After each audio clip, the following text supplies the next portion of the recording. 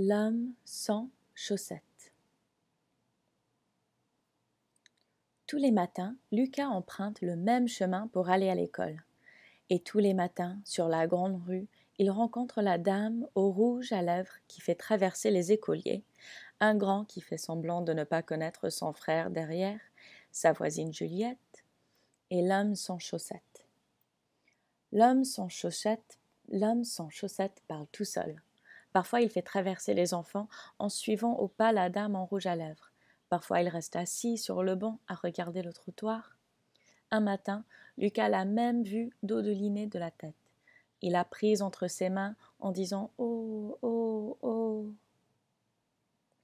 Aujourd'hui, à la sortie des classes, l'homme sans chaussettes est là, en boule sur le banc. Lucas et Juliette se lancent un drôle de regard. « Pourquoi il est venu ?» demande Juliette. « Je n'en sais rien, » répond Lucas. « Il doit s'ennuyer chez lui. »« Tu viens, Juliette ? Pourquoi il est comme ça ?»« Allez, viens, » insiste Lucas. « Il est bizarre, j'aimerais mieux qu'il ne soit pas là. »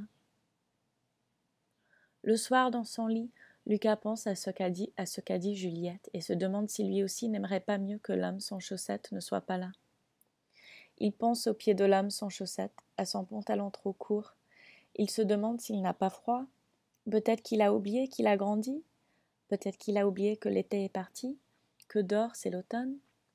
Peut-être qu'il n'a même pas de lit. Lucas a chaud sous ses couvertures. Le soleil fait plisser les yeux ce matin, et Lucas rattrape Juliette avant d'arriver à la grande rue. « Salut !»« Ah, bonjour Lucas. Justement, je voulais te dire que papa pense qu'il ne sera sûrement plus là quand la neige va tomber. »« Qui ça ?»« Ben, l'homme sans chaussettes. » La dame au rouge à lèvres les fait traverser, et l'homme sans chaussettes reste assis sur le banc. Il déchire un papier en tout petits morceaux qu'il fait voler au vent. « J'espère qu'il ne neigera pas, » murmure Lucas. « Tu veux qu'il soit toujours là ? » ?»« Je ne sais pas, mais je ne veux pas qu'il ait froid. » »« Il doit avoir une maison quand même. » »« Peut-être qu'il a peur. On dirait qu'il a peur. » »« Peur de quoi ? » ?»« Ben d'être seul. Mais il ne nous parle jamais.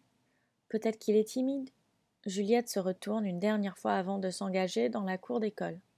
En tout cas, constate-t-elle, la dame au rouge à lèvres ne lui parle pas non plus. Je crois qu'il ne veut pas qu'on lui parle. Ce jour-là, après l'école, Lucas décide de se confier à sa grand-mère. Il lui raconte les papiers déchirés dans le vent, la tête entre les mains. « Il te fait peur ? » ?»« Pas vraiment, juste un petit peu. »« De quoi as-tu peur, juste un petit peu ? » ?»« Qu'il soit trop triste. »« Tu t'inquiètes pour lui ? » ?»« Oui, mais je ne sais pas où il habite et je ne sais pas pourquoi il est comme ça. » « Tu sais, Lucas, on n'a pas besoin de tout savoir pour faire du bien aux autres. » Lucas se tait. Sa grand-mère aussi. « Ah, je sais qu'il aimerait, Nona. Tu pourras lui tricoter des chaussettes et avec Juliette, on pourrait les lui offrir. »« Tricoter ?» s'étonne-t-elle en riant.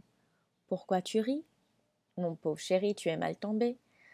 Ta Nona n'a jamais tricoté quoi que ce soit. »« Ah, je pensais. Écoute, Lucas, c'est plus simple que ça. Commence par le saluer quand tu le vois. Fais-lui un sourire. On fait comment s'appelle-t-il, ce va sans chaussettes ? Je ne sais pas. Bien, il faut demander à la dame qui vous fait traverser. Il y a des bonnes chances qu'elle le sache. Lorsque Lucas raccroche le téléphone, il se sent mieux. Les grand-mères savent beaucoup de choses, pense-t-il. En plus, on peut tout leur dire. Elles ne s'affolent pas comme les parents. Il trouve tout de même un peu bizarre que la sienne ne sache pas tricoter. Lucas décroche de nouveau le téléphone pour appeler Juliette. « J'ai une idée, » propose-t-il.